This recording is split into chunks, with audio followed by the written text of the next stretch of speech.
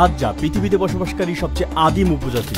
হাজার বছর পূর্বের ঠিক আমাদের পূর্বপুরুষদের মতোই তারা ধনুক এবং তীর দিয়ে খাবার শিকার করে বেঁচে আছে। অনিশ্চয়তা এখানে প্রতিটি ঝোপের আড়ালে লুকিয়ে আছে। এই গভীর বনে তারা হাইরাক্স, হরিণ এবং উল্লুকদের শিকার করে থাকেন। হাজ্জা জনগোষ্ঠী জীবনকে সবচেয়ে খাঁটি রূপে উপলব্ধি করেন। কাদা মেশানো পানি, পোকা মেশানো মধু, এমনকি কখনো কখনো প্রাণীদের মলমূত্র মেশানো মাংসও খায় তারা। আগামী 3 দিন আমি তাদের গোষ্ঠীর একটি অংশ হব এবং তাদের জীবনযাত্রাকে সরাসরি দেখব। হাজ্জা জনগোষ্ঠী উত্তর তানজানিয়ার লেক আয়েশিয়ার কাছে 50,000-এরও বেশি সময় ধরে বাস করে আসছে এবং মাত্র 150 বছর আগে তারা আধুনিক জগতের সাথে প্রথম যোগাযোগ স্থাপন করে। তারা হাজ্জানে নামক একটি অনন্য ভাষায় কথা বলে থাকে। এই ভাষায় কিছু ক্লিক ক্লিক শব্দ রয়েছে। গোষ্ঠীর সদস্যরা আমাকে তাদের প্রধানের সাথে দেখা করালেন। আমার নাম সাকারো। সাকারো? হ্যাঁ, সাকারো। রুহি? রুহি। ছেলেরা কোথায়? চলো দেখি কি করছে। এত তাড়াতাড়ি চলে যাওয়া ঠিক নয়।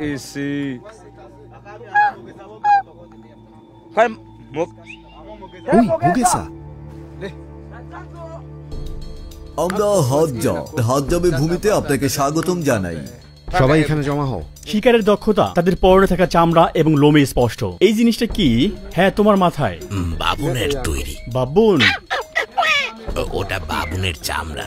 যখন আমি ছোট ছিলাম তখন আমি সারাক্ষণ খাতাম, কিন্তু আমার মা এগুলো পছন্দ করতো না, তাই আমার মুখে এগুলো দাগ বানিয়ে দিয়েছে।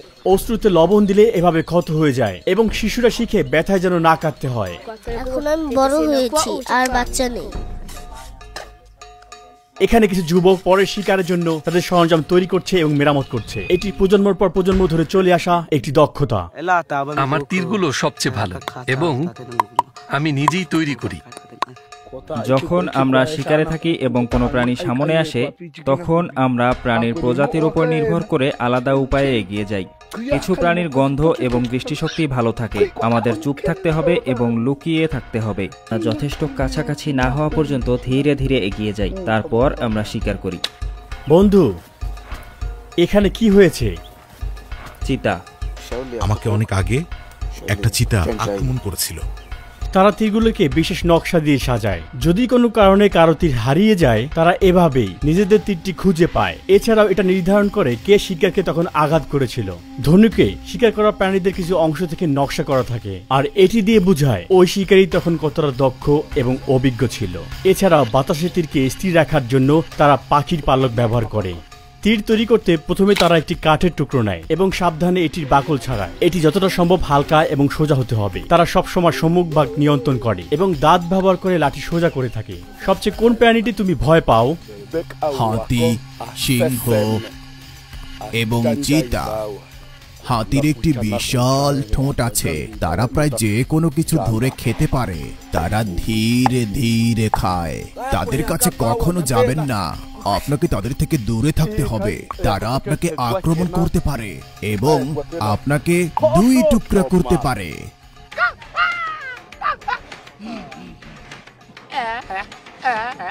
বাবুন, আমরা গিয়ে তাদের শিকার করব।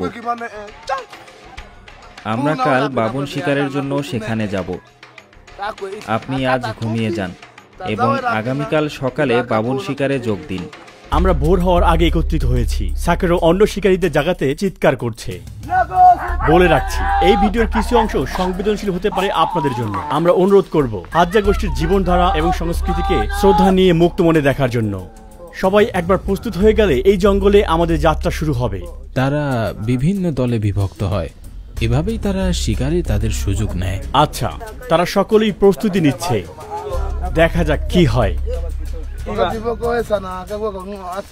একবার দিনের আলো দেখা মাত্রই আমরা সবাই জঙ্গলে ঢুকে যাচ্ছি। সাকারোর সামনে চলেছে। আমাদের সামনে প্রায় 10টি শিকারী কুকুর রয়েছে, সবগুলো সতর্ক অবস্থায়। শিকারীরা ছুরি, ধনুক, বিষাক্ত এবং অবিষাক্ত তীর বহন করছে। সাকারো এই পথ থেকে ইশারা প্রদান করলো।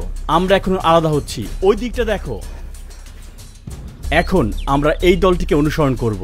আমাদের ক্রুদের একজন সাকারো এবং কুকুরদের অনুসরণ করছে। শিকার চলাকালীন আমরা মাঝে মাঝে বিভিন্ন দলে বিভক্ত হয়ে যাব। এই বিশাল এলাকায় কুকুরগুলো আমাদের চোখ এবং কান হিসেবে কাজ করছে। তারা ছড়িয়ে পড়েছে এবং বিভিন্ন জায়গায় অনুসন্ধান চালিয়ে যাচ্ছে। এই কৌশলটি আমাদের এবং কুকুরদের বেশি জায়গা জুড়ে খোঁজার সুযোগ করে দেয় এবং বেশি প্রাণীদের দেখার সম্ভাবনা বাড়িয়ে দেয়। বন্ধু, দেখো,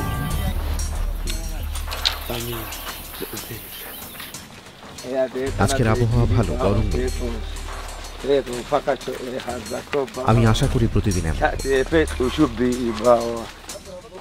দেখা যাক আমরা আজ কি পাই। এভাবেই তারা পানি পান করে। তারা এই কাদাযুক্ত পুকুরটিকে ব্যবহার করে। প্রথমে তারা ফু দেয়, এরপর এটি পান করে। তাদের রোগ প্রতিরোধ ক্ষমতা ব্যাকটেরিয়া এবং পরজীবীদের মোকাবেলা করার জন্য যথেষ্ট শক্তিশালী।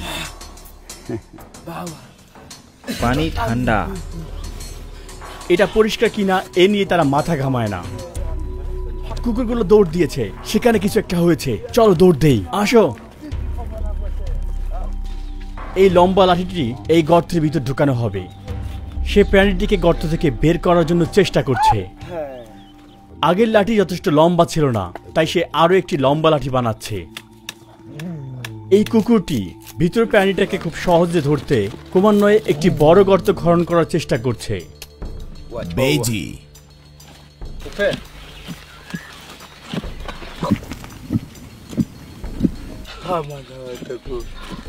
তারা হাল ছেড়ে দিয়েছে।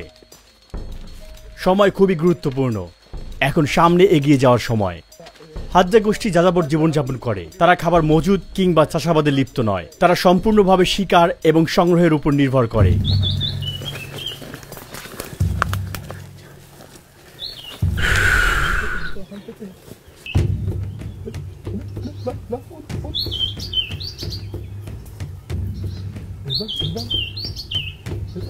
কাঠবিড়ালি শিকার করতে তারা একত্রিত হচ্ছে। একজন শিকারী প্রাণীটিকে বিভ্রান্ত করছে, যেন অন্য শিকারীর দিকে দৌড় দেয়। সেজন্য তারা গাছটিকে ঝাঁকুনি দিচ্ছে। তারা পেরেছে।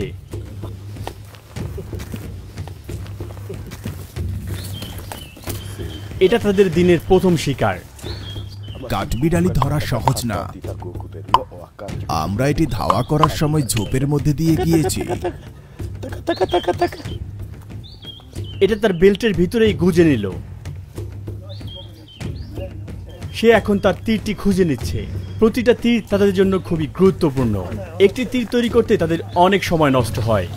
কুকুরটি সাগরকে তার কাঙ্ক্ষিত স্থানে নিয়ে যাচ্ছে। প্রাণীটি যাতে পালিয়ে যেতে না পারে তাই সে ফাঁকা স্থানগুলো ঘাস দিয়ে ভরে দিচ্ছে। কি ধরলে না? বেজি ধরার সময় অনেক চিৎকার করে। নদীর নিচে অনেক পানি আছে। পারেই নদী। আপনি এই নদী পার হতে পারবেন না। সামনে থাকা নদীটি পার হতে পারবো না, তাই আমরা রাস্তা পরিবর্তন করছি। এখন আমরা বিশ্রাম করব। আমরা প্রায় একটানা 4 ঘন্টা যাবত হাঁটছি। আপনি যদি এই গাছটির দিকে তাকান, এই জিনিস সবসময় আমাদের পিছে লেগেই আছে। এগুলো খুব তীক্ষ্ণ এবং আমাদের কাপড় ছিঁড়ে ফেলছে। এগুলো হলো কাটা গাছ। সাগরও নিচে থাকা অন্যান্য শিকারীদেরকে দেখছেন। কুকুরগুলো এই পাথরের হাইরক্সটিকে ধরেছে, কিন্তু তারা অর্ধেকটা খেয়ে ফেলেছে। সাগরও পাহাড়ের পাথরের উপর পিচ্ছিল কেটে নিচের দিকে নামছে। দেখুন, কাঁটা তার পায়ে আটকে যাচ্ছে। সে ঝোপগুলোকে কেটে তার পথ পরিষ্কার করছে। অপরদিকে ওই ছেলেটি পাথরের ফাঁকা দিয়ে তার পুরো শরীরকে নিচের দিকে ঠেলে দিচ্ছে। সে যেন সম্পূর্ণ অদৃশ্য হয়ে গেল।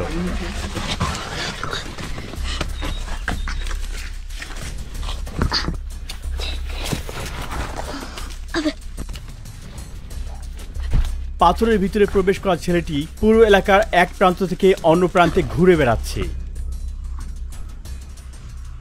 সে এবং তার কুকুরগুলো খুবই ছোট্ট জায়গায় শিকারির জন্য অনুসন্ধান চালাচ্ছে। তারা ওই পাথরের নিচে আরো একটি হাইরাক্সকে তীর মেরেছে। সাবধান, এটা সেদিকে গেল। তারা সেখানে কিছু একটা দেখেছে। আমার মনে হয় কুকুরগুলো এটা বুঝতে পেরেছে। এটি একটি বড় রক হাইরাক্স। তারা এটিকে বের করার চেষ্টা করছে। এটি তাদের নাগালের বাইরে থাকা একটি প্রস্তুতকৃত খাবার। বাসার ভিতরে যেটা ছিল ওটা ধরা পড়েছে। এটা এখানে। প্রাণীটি এখনো জীবিত আছে। সে তার শিকারীকে মেরে ফেলতে চেষ্টা করছে। এটি তার জন্য খুবই খারাপ একটি দিন, খুবই খারাপ একটি মৃত্যু। এটা ইতিমধ্যে মরে গেছে। হাইরাক্স।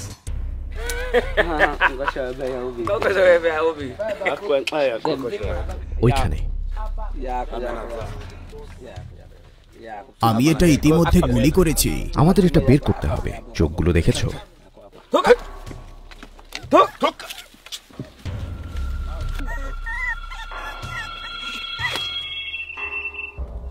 এরা এভাবে কাঁদে, কিন্তু আমরা এ নিয়ে চিন্তা করি না। এটা শুধু খাবার। চোখগুলো দেখেছো? কুকুরগুলো এটি নেওয়ার চেষ্টা করছে। এটি আজকের দিনের তৃতীয় হাইরাক্স।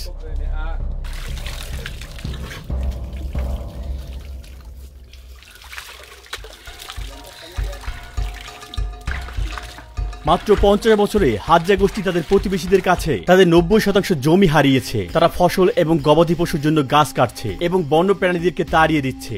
তারা পুরো এলাকা জুড়ে থাকতো, মানে এই পুরো এলাকা। প্রাণীদের সংখ্যা হ্রাস পাওয়ার ফলে শিকার এবং টিকে থাকা তাদের জন্য কষ্টকর হয়ে দাঁড়িয়েছে। তাদের জীবনধারা এখন বিপদের সম্মুখীন। দেখুন, হাতের তালুর মাধ্যমেই তীরটি ঘুরিয়ে সে 1 মিনিটেরও কম সময়ে আগুন জ্বালিয়ে নিল।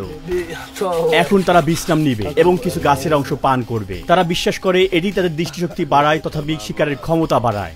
এই পাহাড়ে এক সময় আমরা অনেক বাবুন শিকার করতাম। আমরা তাদের পাহাড়ের নিচে পর্যন্ত তাড়া করেছিলাম। কুকুরগুলো পাগলের মতো ওদের তাড়া করছিল। আমরা তাদের দুটিকে ধরেছি, বাকিরা অন্যদিকে চলে গেল। বাবুনের দলটি খুব আক্রমণাত্মক ছিল। এই এলাকায় হাঁটাও একটি চ্যালেঞ্জ বলা যায়। আমি আবারও আটকে গিয়েছি। ঘড়ির কাঁটার মতো ডান দিকে ঘোরান, এটিকে অন্যদিকে রাখুন। এভাবে এভাবে। এদিকে নাকি ওই দিকে? হ্যাঁ। ওপস, ছেলেটি বেজি খুঁজছে। সে প্রতিটি ফাঁকেই অনুসন্ধান করছে।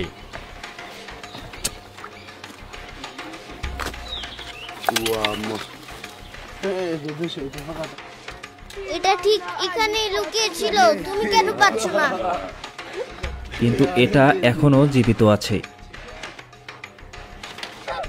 এটা কামড়ায়। সাবধান, এর ধারালো দাঁত আছে।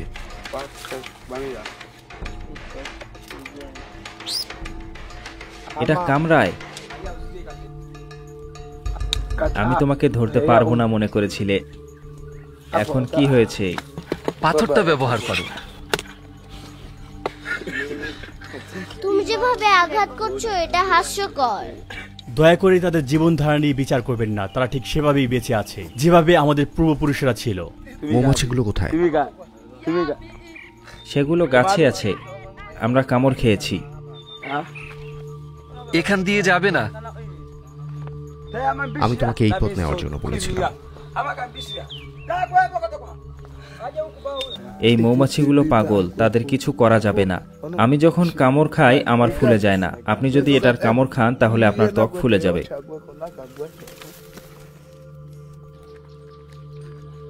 এটা খুব ক্লান্তিকর শিকার ছিল। খুবই ক্লান্তিকর। পাহাড়ে প্রাণীদের শিকারের সময় আমরা মাত্র 7 ঘন্টায় প্রায় 36,000 কদম হেঁটেছিলাম। সে বলল বাবনদের ক্ষেত্রে তারা নিচের মাংস পছন্দ করে। আর কোন অংশ জানো? আমরা বাবুনের হাত এবং পিছনের অংশ খেতে পছন্দ করি। বাবুনের নিতম্ব মিষ্টি। অবশিষ্টাংশ খাওয়ার জন্য কুকুরগুলো গভীরভাবে অপেক্ষা করছে। আমি যদি সব মাংস খেতে পারতাম। মাংস দেখতে সুস্বাদু লাগে। তারা শিকার করা প্রাণীর নখ থেকে খাওয়া শুরু করে। তারা কোনো অংশই নষ্ট করে না।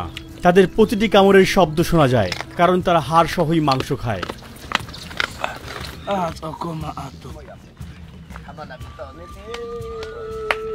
আচ্ছা, এই অংশটি আমি খাচ্ছি। আমি সম্মানিত, কারণ হাজ্জারা তাদের শিকার আমার সাথে ভাগ করেছে, যেটা সে অনেক কষ্টে পেয়েছে। যারা জানতে চান পাহাড়ের পাথরের এই হাইরাক্সের মাংস খেতে কেমন, তাদের বলছি এটা খেতে অনেকটা রাবারের মতো।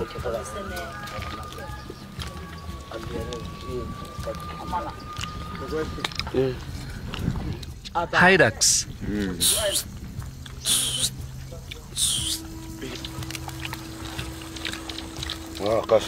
তারা অবসর সময়ে শিকারে হারিয়ে যাওয়া তীরের পরিবর্তে তারা নতুন তীর বানায়। তখন বানর আমরা তাদের পাহাড়ে পাবো। প্রতিটি হাজ্জা গোষ্ঠীতে প্রায় 30 জন লোক থাকে। তাদের গড় আয়ু মাত্র 32 বছর। এটি হওয়ার প্রধান কারণ এখানে শিশু মৃত্যুর হার অনেক বেশি। সাধারণত একজন হাজ্জা মহিলা 4 সন্তানের জন্ম দেয়, কিন্তু বেঁচে থাকে মাত্র 2-1 জন। মধু তাদের কাছে তরল সোনার মতন। এই বনে শক্তিশালী থাকার জন্য এটি তাদের শক্তি যোগায় এবং এটি এই গোষ্ঠীর সবচেয়ে বেশি খাওয়া খাবার। আমাদের সামনেই একটি বড় গাছ। আপনি দেখতে পাচ্ছেন গাছের ভিতরে একটি বড় গর্ত, আর ঠিক ওখানেই রয়েছে মধু। তারা গাছের সাথে লাগানোর জন্য এক টুকরা কাঠ কাটতে যাচ্ছে। তারা এটিকে সিঁড়ি হিসাবে ব্যবহার করে উপরে উঠে। এই গাছটির ভিতরে হাজার হাজার মৌমাছি বাস করছে। এইদিকে আরেকজন শিকারী ধোঁয়া বানানোর জন্য আগুন প্রস্তুত করছে। সে এখন পরীক্ষা করছে এই লাঠিগুলো মানুষের শরীরের ভার বহন করার জন্য যথেষ্ট শক্তিশালী কিনা।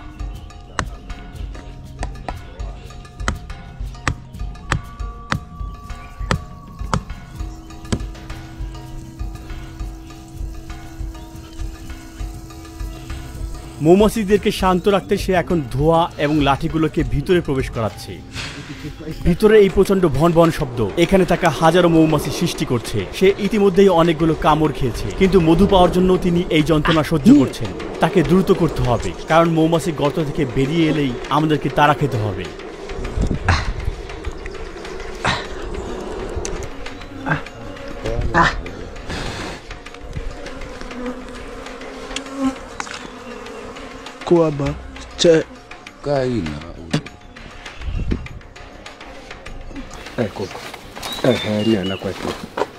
এখনো মধু খুব বেশি নেই। এই মৌসুম ভালো না, আমাদের আর একটু অপেক্ষা করা উচিত। এটায় খুব অল্প মধু রয়েছে, বেশিরভাগই ওয়াক্স, এবং ভিতরে কিছু লার্ভাও রয়েছে। দাঁড়ান দেখাচ্ছি। হাজ্জা গোষ্ঠীর কাছে এটা শুধু খাবারই নয়, এটা তাদের মুদ্রাও। তারা এই মধুর বিনিময়ে ধাতব সরঞ্জাম, কাচের মণি, টায়ারের জুতা এবং ভুট্টোর গুঁড়ো পেয়ে থাকে। তারা টাকা ব্যবহার করে না, এমনকি গণনা করার সংখ্যাসূচক পদ্ধতিও ব্যবহার করে না। 1 এবং 2 হলো এখানের একমাত্র সংখ্যা। সময় গণনা করার ঘড়ি বা ক্যালেন্ডারের এখানে কোনো জায়গা নেই। তাদের কাছে জন্মদিন বা ধর্মীয় ছুটির জন্য কোনো সময় ভিত্তিক ইভেন্ট নেই। সে জানে তার বয়স কত? আমি জানি না, এটা কোনো ব্যাপার না। বর্তমানে তাদের মধ্যে মাত্র কয়েকজন তানজানিয়ার সরকারি ভাষা জানে। তারা গণনা শিখছে, কিন্তু বেশিরভাগ 10 পর্যন্ত গুনতে জানে না। 5-এর অধিক সংখ্যা গুনতে, যেমন 8, তাকে সবকিছু একত্রিত করতে হয়। কত? এখানে 5 আর সেখানে 3। তাকে যদি 70 জিজ্ঞেস করা হয়, তাহলে কি সে বলতে পারবে? এটা অত্যাধিক। বৃহত্তর সংখ্যা প্রকাশ করতে তারা সাধারণ শব্দ ব্যবহার করে, কারণ এগুলো তাদের জন্য অস্বাভাবিক। তাদের মাথায় কি সবসময় বাবুন শিকার করা ঘুরতেই থাকে? এটি সবচেয়ে সুস্বাদু মাংস। আমি যখনই ঘুমাই আমি বাবুনদের স্বপ্ন দেখি। সকালে ঘুম থেকে উঠে আমি শিকারে বের হই এবং বাবুনদের খুঁজে বের করি। আমি পাহাড়ে উঠি, যদি আমি সেখানে না দেখি তাহলে অন্য কোথাও চলে যাই। তারা এভাবে কাঁদে। দ্বিতীয় দিনে কয়েক ঘন্টা ঘুমানোর পর ভোর 4টায় আরো একটি বড় শিকারের জন্য আমরা প্রস্তুত হচ্ছি। ক্যাম্পে এটা আমাদের দ্বিতীয় দিন। আজ আমরা হরিণ এবং বাবুন শিকারে যাব। আমরা যখন প্রাণী ট্র্যাকে যাব, তখন দলের একজন সদস্য এখানে থাকবে এবং তাদের জীবনধারা রেকর্ড করবে। যে শিকারে যাচ্ছে না, সে আজ সরঞ্জাম মেরামত করছে। এগুলোর বিশেষ, তাই প্রথমেই একজন যুবক এবং বৃদ্ধ লোক 1 বালতি পানি নেওয়ার জন্য দীর্ঘ রাস্তা হাঁটছে।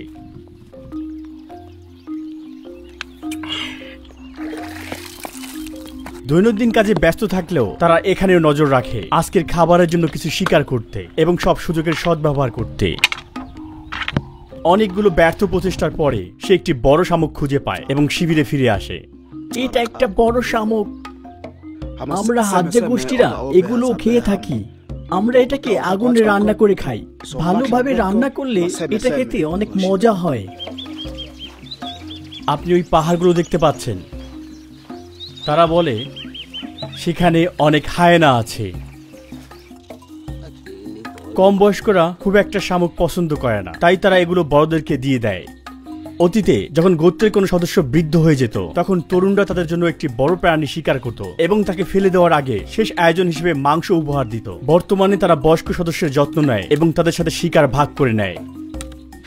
এই ডাল হচ্ছে ডেজার্ট রোজ গাছের, যা হাজ্জা শিকারীদের বড় শিকারের সাথে লড়াই করার ক্ষেত্রে বিশেষ অবদান রাখে। বিষ বন্ধু, এটার ভিতরে বিষ।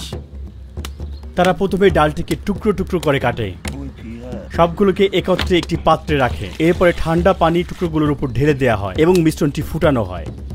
এরপরে সে পাতার মাধ্যমে ওখানের ফেনাগুলোকে সরিয়ে নেয়। টুকরোগুলোকে বের করার পর ঘন হয়ে যাওয়া পর্যন্ত ওই মিশ্রণকে সিদ্ধ করে।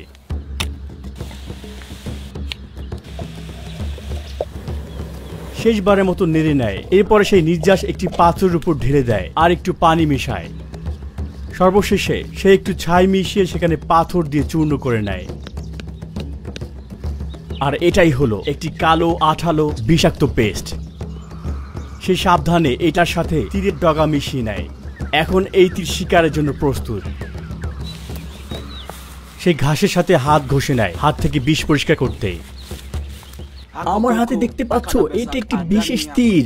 এই তীর আমার এবং তোমার জন্য অনেক বিপজ্জনক। এটা যখন প্রাণীর গায়ে মারা হয়, এটা তার রক্তে মিশে যায়, এরপরে হৃৎপিণ্ডে গিয়ে আঘাত করে। আস্তে আস্তে তার নড়াচড়া বন্ধ হয়ে যায় আর হঠাৎ করে সে নিচে পড়ে যায়। এরপরেই সব শেষ। এটা ইম্পালা, মহিষ, জেব্রা, বড় বড় জিরাফ, এছাড়া আরো বড় বড় প্রাণী এটাই কাজ হয়। যখন পুরুষেরা মাংস এবং মধু খুঁজতে বের হয়, তখন মহিলারা ফল এবং শাকসবজি খুঁজে বেড়ায়। এখন তারা শেকড় এবং কন্দ খুঁজছে। এগুলো প্রকৃতির পুষ্টির ভাণ্ডারের মতো। এখন সে একটি জঙ্গলি আলু খুঁজে পেল। আমার স্কার্টটি খুব ছোট, আমাকে এক টুকরো কাপড় দাও। এই একা বসবাস করা হাজ্জা মেয়েরা বাইরের লোকজনের ক্যামেরায় ধরা পড়তে খুব একটা স্বাচ্ছন্দ্য বোধ করে না। সে আমার দিকে তাকিয়ে আছে। ঝোপ শুকর এখানে এসেছে। এটা অনেক তাজা। শুকর কিছুক্ষণ আগে এখানে ছিল। ঝোপ শুকর। আমরা এটাকে ধাওয়া করার চেষ্টা করব। কুকুরগুলো আমাদের সাহায্য করবে।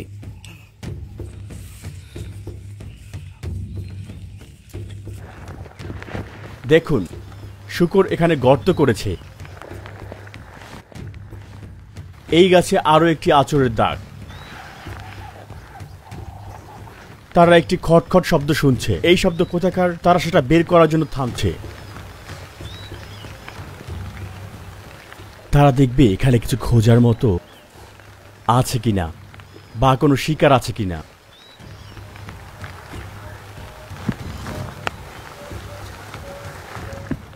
কিছুই নেই। বৃষ্টির কারণে প্রাণীরা বাইরে বের হয় না। তারা তখন তাদের গর্ত বা আশ্রয়ে লুকিয়ে থাকে।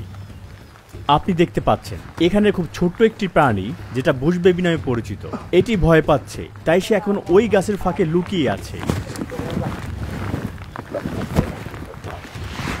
তারা গাছের দিকে পাথর ছুঁড়ে মারছে, যাতে প্রাণীটিকে বের করে আনা যায়। এখন পালানোর সময়। মিস করেছো? এখান থেকে পালাবার কোনো সুযোগ নেই। ও, তুমি এটাও মিস করে ফেললে। তারা এটা নিয়ে মজা করছে। প্রাণীটির আর কোথাও যাওয়ার জায়গা নেই। দেখো দেখো, সে ওইখানে। সাবধান, আমাদের গুলি করো না। এইটা শক্ত।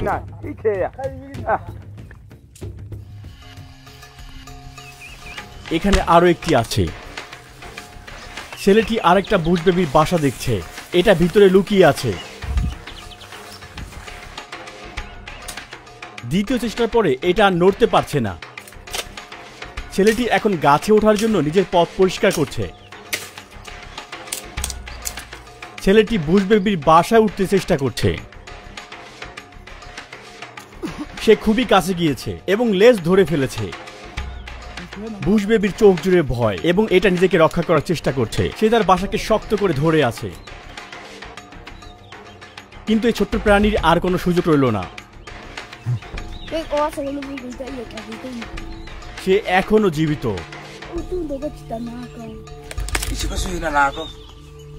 তার জীবন এখানেই শেষ। এই প্রাণীটিকে বলা হয় বুশ বেবি। রাতের সময় এরা বেশিরভাগ সক্রিয় থাকে। আমরা ঘুমন্ত অবস্থা তাকে ধরেছি। তার মাথায় লেগেছে। ও, এটা চোখের ভিতরে প্রবেশ করেছে। এটা এখান দিয়ে ঢুকেছে আর এদিক দিয়ে বের হয়েছে। এটার হাতগুলো দেখুন, দেখতে অনেকটা বানরের মতো। এদিকে শিবিরে ফিরে দুই তরুণ শিকারে নেমেছে। সে পাখিটিকে বিভ্রান্ত করার জন্য ঠিক পাখির মতো করে শব্দ করছে।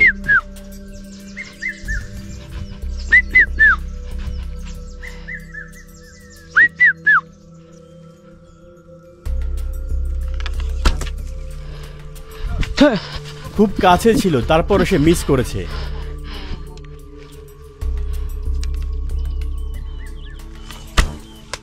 এটা নিচে পড়ে গেল, কিন্তু তৃতীয় চেষ্টা সে একটা পেয়েছে ঠিক আকাশে।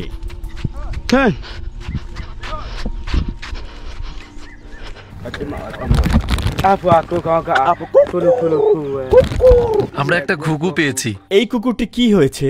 তার শরীরে অনেক দাগ। বানররা আমাদের কুকুরের এই ক্ষত তৈরি করেছে। বাবুন আঁচড় দিয়েছে? বাবুন? হ্যাঁ, কামড়িয়েছে। আচ্ছা, যেহেতু বৃষ্টি থেমে গেছে, এখন প্রাণীরা তাদের আশ্রয় থেকে বেরিয়ে আসতে পারে, আর হাজ্জা তাদেরকে শিকার করার জন্য প্রস্তুত।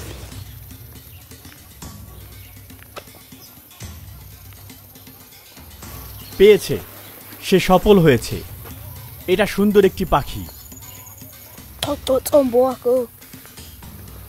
বন্ধু, এই গাছটা দেখেছো? এটা স্পর্শ করবে, কয়েকদিনের জন্য চুলকাবে।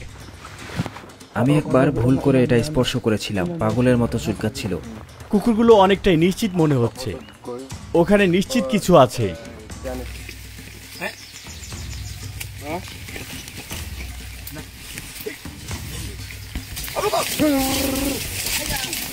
জলদি করো, কুকুরগুলো এটা খাচ্ছে। আমার কাছে আমার ধনুক নেই, আমার তীরগুলো দেখতে পাচ্ছি না। যদিও কুকুরগুলো বিশ্বস্ত, কিন্তু তারা মাঝে মাঝে হাজ্জাদের থেকেও সামনে এগিয়ে যায় এবং নিজেরাই শিকার করে নেয়। সে তারা হাত দিয়ে পাখিটিকে ধরার চেষ্টা করছে। শাকেরো এবং অন্যান্য শিকারীরা এখন ক্লান্ত। শিকার থেকে বিরতি নিয়ে আমরা এখন শিবিরে ফিরে যাচ্ছি। এখন আমাদের খিদে লেগেছে, আমাদের খেতে হবে। শেষ কখন সে খেয়েছে? আমি শুধু কাল রাতে খেয়েছি।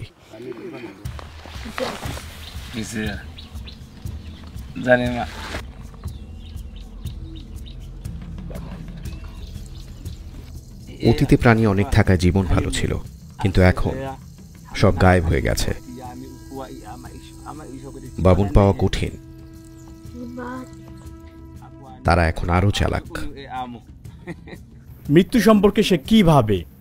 মৃত্যু হলে সে কোথায় যাবে বলে মনে করে? আমি জানি না। বন্ধু শোনো, একবার মারা গেলে তোমাকে মাটিতে দাফন করা হয়, এটাই জীবনের শেষ।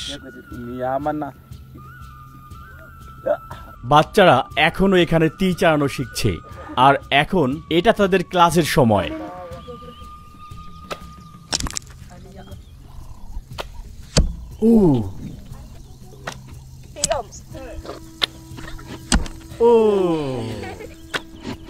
সুন্দর। ভবিষ্যৎ নিয়ে এদের স্বপ্ন কি? তুমি কি তাকে বুঝতে পারো? বড় হলে কি হব? এটা আমি জানি না। আমি কি উত্তর দিব বুঝতে পারছি না। কখনো কখনো তাদের পক্ষে ভবিষ্যতের কথা বলা কঠিন হয়ে পড়ে। হ্যাঁ, ভবিষ্যৎ সম্পর্কে কোনো ধারণাই নেই। আমরা এই তীরের ফলকগুলো দাতুগা গোত্রের কাছ থেকে পাই। বিনিময়ে আমরা তাদের মধু এবং ঐতিহ্যবাহী ঔষধি দেই। আমরা পাহাড়ের উপরে যাব, অনেক দূর। নতুন একটি সকাল। হাজ্জা গোত্রের সাথে আমার আজ তৃতীয় দিন। যখন আমরা ঘুমিয়েছিলাম তখন শিকারে যাওয়া একটি দল এখন ফিরে এসেছে। গতকাল সন্ধ্যার পর থেকে আমরা শিকার করছি এবং অবশেষে এই হরিণটিকে ধরেছি। এটা ছোট, কিন্তু আমরা এটা ভাগ করে নেব। স্পর্শ করো না, তুমি তো শিকারেও যাওনি। তারা একটি হরিণ পেয়েছে, এটাকে বলে ডিকটিক। আমরা বাবুনদের কাছাকাছি যাচ্ছি। যারা শিবিরে ছিল তারা একটি কুঁড়ে ঘর নির্মাণ শুরু করেছে এবং দুইজন লোক উপযুক্ত ডালপালা এবং পাতা সংগ্রহ করতে ঝোপের দিকে যাচ্ছে।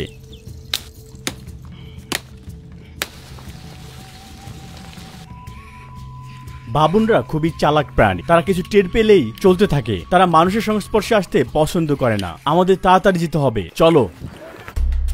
তারা জিজ্ঞেস করছে আশেপাশে আরো কোনো বাবুন দেখেছে কিনা। তারা আমাদের চেয়েও অনেক বেশি চালাক। তারা অনুভব করতে পারে আমরা কাছে এসেছি, আমাদের আরো খুঁজতে হবে। এর মানে আমাদের কৌশল আরো উন্নত করতে হবে, কৌশলে এদের চেয়ে এগিয়ে থাকতে হবে। শিবিরে থাকা লোকেরা মধু শিকারে যাওয়া বন্ধুদের সাথে যোগ দিতে এবং জঙ্গলি মধু খেতে চাইছেন, তাই তাদের ডাকার জন্য শীষ দিচ্ছেন। এখন তারা মিষ্টি খাবারের মজা নিচ্ছে।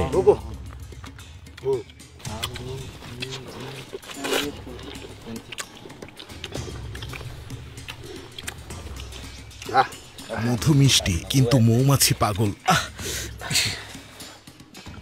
কখনো কখনো মৌমাছিদের ঘৃণা করি, কিন্তু তারা তোমাকে পেট ভরানোর জন্য মধু দেয়। ঘরের সব উপকরণই প্রস্তুত। এখন কুড়িঘরের ভিত্তি স্থাপনের সময়। কাঠামো তৈরি করতে তারা ডালগুলো বাঁকিয়ে এবং বুনে শুরু করে। এটিকে আরো শক্তিশালী করতে তারা চারপাশে আরো একাধিক ডাল মুড়িয়ে দেয়। এই খাঁচার মতো অংশটি হলো মূল কাঠামো। এরপরে তারা ভিত্তিটিকে জঙ্গলি অ্যালোভেরা গাছ দিয়ে ঘিরে দিল এবং উপরের অংশ পাতা এবং ঘাস দিয়ে ঢেকে দিল।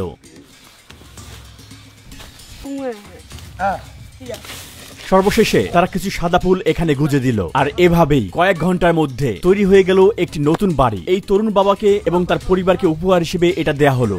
বাড়িটা হয়ে গেছে, তুমি চাইলে এখন এখানে ঘুমোতেও পারবে। চলো একবার দেখি। এটি ঐতিহ্যবাহী হাতজা কুঁড়ে ঘর। আমরা এভাবেই এটি তৈরি করি। বলো।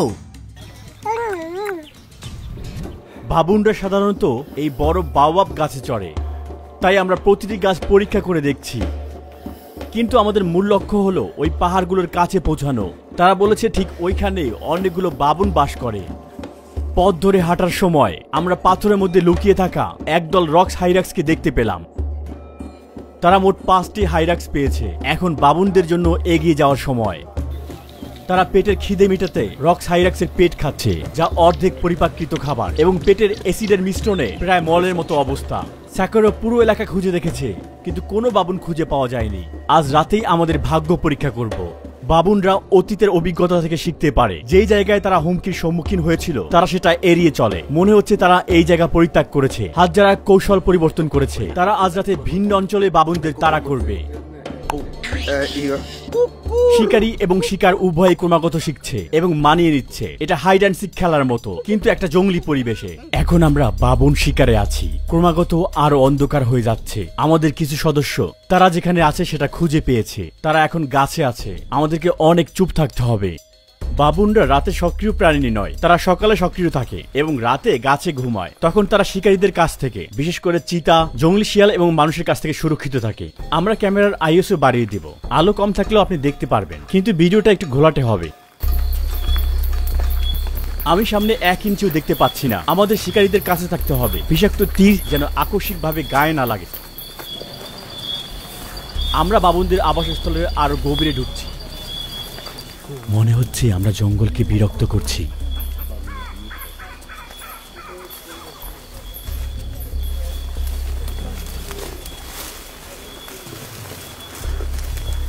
মুসা, এটা কিসের শব্দ? এটা এক ধরনের বুশ বেবি, অনেক বড় একটা। এটা আরো বড়। বাবুনরা বড় দলে বাস করে, যা গোষ্ঠী নামে পরিচিত। তারা একে অপরের খেয়াল রাখে, সম্ভাব্য বিপদ সম্পর্কে তারা দলকে সতর্ক করে এবং সম্মিলিতভাবে হুমকির বিরুদ্ধে লড়াই করে নিজেদের রক্ষা করে। তারা ওখানে একটা দেখেছে। তারা বলেছে তারা একটি দেখেছে। আচ্ছা, তারা বলেছে ওখানে একটা বাবুন রয়েছে।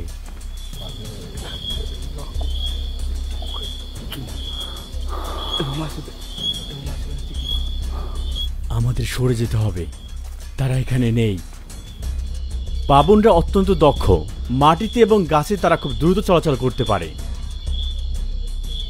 তারা কোন দিক দিয়ে যাবে সেটা সিদ্ধান্ত নিচ্ছে।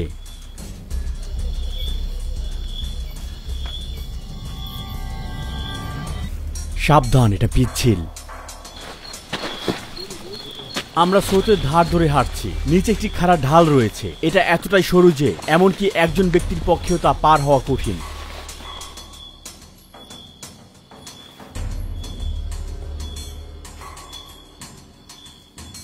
দেড় ঘন্টা হয়ে গিয়েছে, আমরা কোনো বাবুন দেখিনি। তারা সব জায়গায় খুঁজছে। গতরাতে আমাদের শুটে কোনো সফলতার দৃশ্য পাওয়া যায়নি। 3 দিন ধরে কঠোরভাবে শনাক্ত করার পরেও হাতজা শিকারীরা খালি হাতে বাড়ি ফিরে এলেন। তারা পরিবারকে কোনো বাবুন উপহার দিতে পারেনি। যাই হোক, এডিটিং এর সময় আমরা দেখতে পেলাম যে একটি ফ্রেমে যখন আলো নিভানো ছিল, একটি বাবুন এক ডাল থেকে আরেক ডালে লাফিয়ে যাচ্ছিল। তারা মানুষের শারীরিক সীমাবদ্ধতা সম্পর্কে সচেতন ছিল এবং অন্ধকারে নিঃশব্দে পালিয়ে যেতে আলো নিভে যাওয়া পর্যন্ত অপেক্ষা করছিল। এই অপ্রত্যাশিত মুহূর্ত প্রমাণ করে যে শুধু শক্তিশালী হলে চলবে না, এটি প্রকৃতির সাথে খাপ খাওয়ানোর ব্যাপার। বাবুন শিকারের আমরা শেষ পর্যায়ে এসেছি। আমরা সফল হতে পারিনি কারণ প্রাণীটি আমাদের শব্দ আগে থেকে শুনেছিল। হাতজা গোষ্ঠী ঠিক সেইভাবে বাস করছে যেটা আমাদের পূর্বপুরুষরা 1000 বছর আগে বাস করে এসেছে। এই সম্প্রদায়ের জন্য অন্যতম বড় একটি হুমকি হচ্ছে অবশ্যই আধুনিককরণ এবং এই অনন্য মানব সংস্কৃতি হারানো। তারা আমাদের কাছে অতীতের একটি জানালা, তারা আমাদের প্রথমদের শেষ। সাথে ছিলাম রুহি চ্যানেট।